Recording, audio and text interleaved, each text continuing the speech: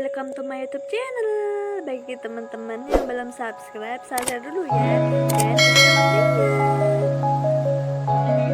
Selain itu, jangan lupa like dan tentunya share ya teman-teman. Enjoy for watching.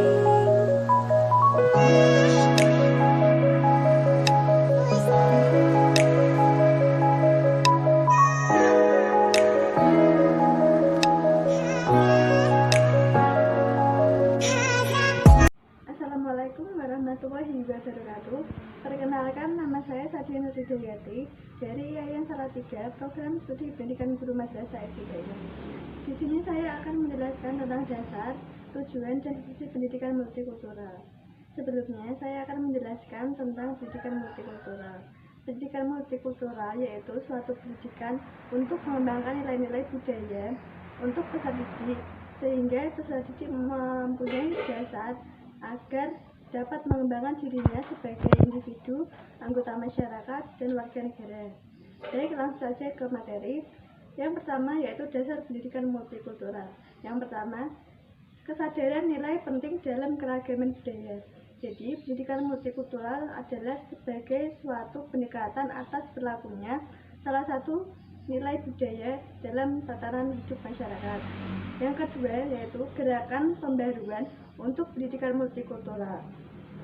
Jadi, pendidikan multikultural sebagai sebuah upaya untuk merevitalisasi nilai-nilai budaya yang ada dan hidup di masyarakat. Yang ketiga yaitu proses dalam pendidikan multikultural. Jadi, dalam pendidikan multikultural itu terdapat sebuah proses untuk mengembangkan potensi semua orang. Dan di situ orangnya menghargai perbedaan agama, perbedaan suku, bangsa, ras. Yang kedua yaitu tujuan pendidikan multikultural. Yang pertama, untuk memperkenalkan, meningkatkan pengetahuan siswa mengenai keberagaman budaya di Indonesia. Jadi, dengan memperkenalkan dan meningkatkan pengetahuan ini, siswa dapat terlatih dan mengembangkannya, serta dapat memicu agar dia itu lebih mengenal budaya.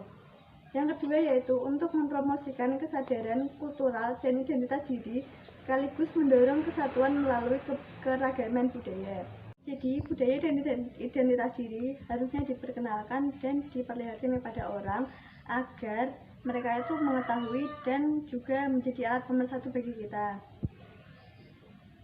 Yang ketiga yaitu agar peserta didik memiliki kepekaan dalam menghadapi gejala-gejala atau permasalahan-permasalahan sosial akibat adanya perbedaan nilai budaya atau sara yang ada di Indonesia. Jadi, di Indonesia ini memiliki berbagai keberagaman.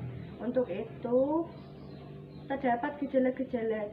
Jika kita mengetahui permasalahan, dapat menyelidiki dan sekaligus menyelesaikannya. Yang keempat yaitu agar multikulturalisme di Indonesia terawat dan menghadirkan keutuhan bangsa sehingga dapat menjadi toleransi dan diterapkan dalam kehidupan masyarakat. Budaya yang ada di Indonesia harusnya kita jaga agar tidak diakui dan direbut oleh bangsa lain. Yang kelima yaitu menanamkan sikap simpatik, respek, apresiasi, dan empati terhadap penganut agama dan budaya yang berbeda. Yang ketiga yaitu sebagai fungsi pendidikan multikultural.